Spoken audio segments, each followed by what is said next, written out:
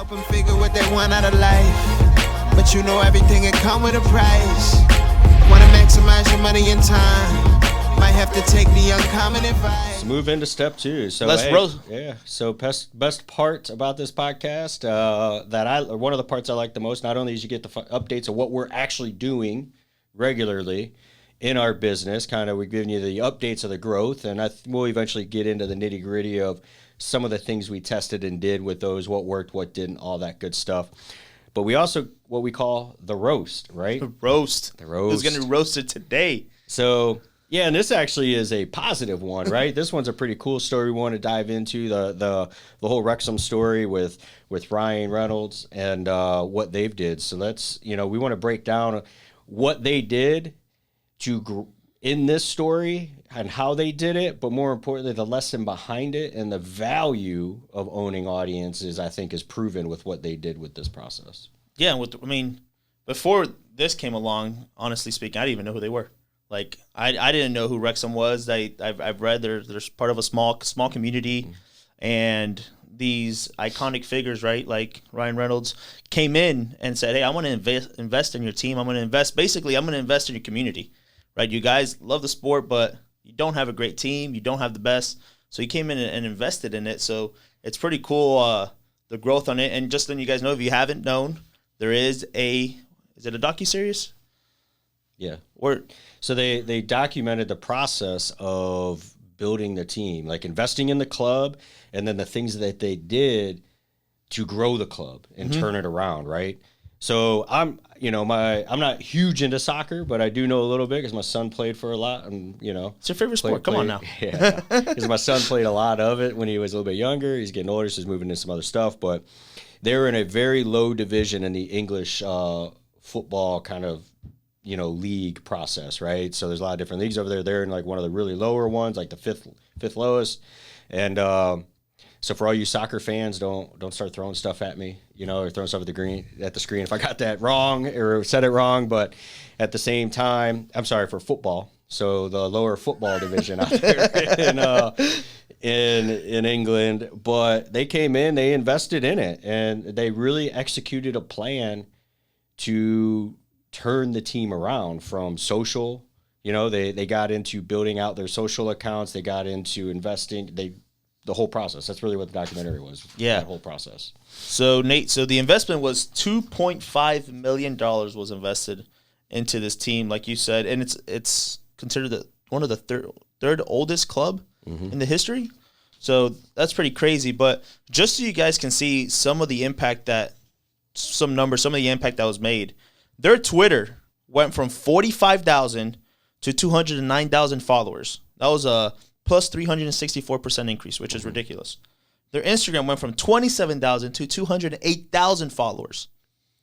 Their TikTok went from nobody, to 500,000 followers off of just bringing in, again, some known people, investing some money into it, and what we always say, what did they build?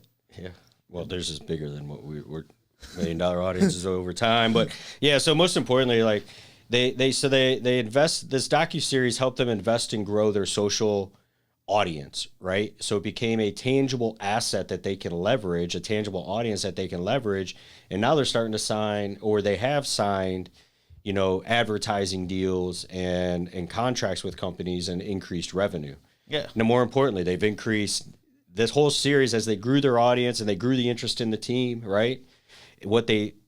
This is the power of good marketing and when you're doing it at the same time, right? So having good marketing, telling a good story. We talked about storytelling a little bit last week, I believe, but with storytelling, it's super important to tell that.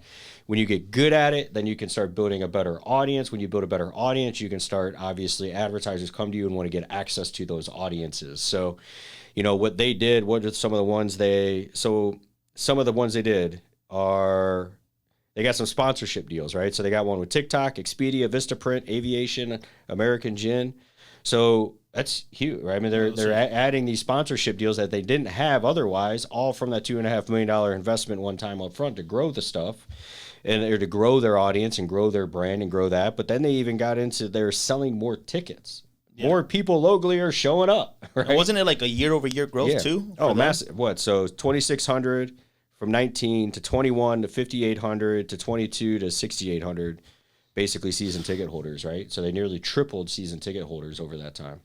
Yeah. So I've heard that buying a team or going into like the business and sports buying, you don't really. It's not really a moneymaker. It's not. There's not a lot of money in it, right? But I think Ryan Reynolds made some good money with the whole docu-series and the growth that they came in. Because, I mean, now it's where can you find it? Is it Fox? Is it Hulu? It was on FX, and then they've also got whatever one of your streaming channels has FX, right? Because there's all kinds of streaming channels. I was like, man, I'll tell you what. So I ditched cable a long time ago. We actually had the DirecTV, and we moved from one house to another house, and DirecTV kept calling me, and I was like, no, man, I don't have TV. I don't need TV. He was like, well, what are you going to do with your time?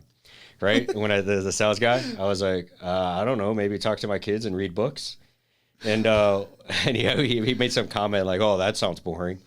And so anyways, I haven't had DirecTV, but then I look up, and I'm like, now we've got like a Hulu subscription, a YouTube TV subscription. So like, at the time, everything just moved to subscriptions on the TV, a little bit different. But so wherever one it's at, that's where you can find it.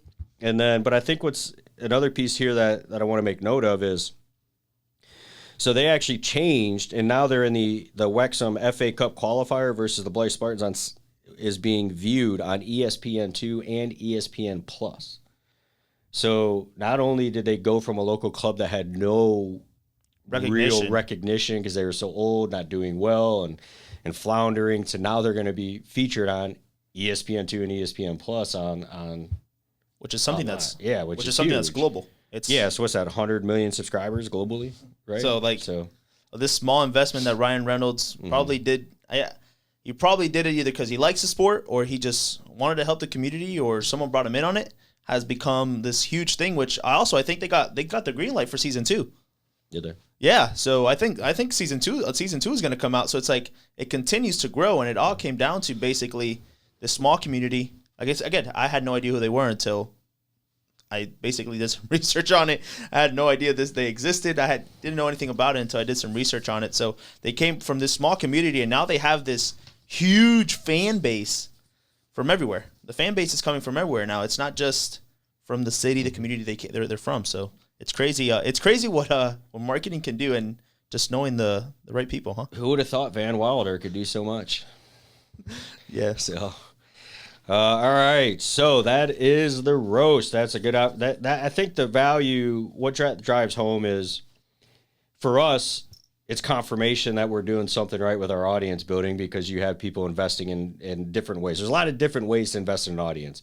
What he did was go ahead and take his audience and relationships he had, and then an offer and a business that already existed, invested in it, and then, combine the two to grow it.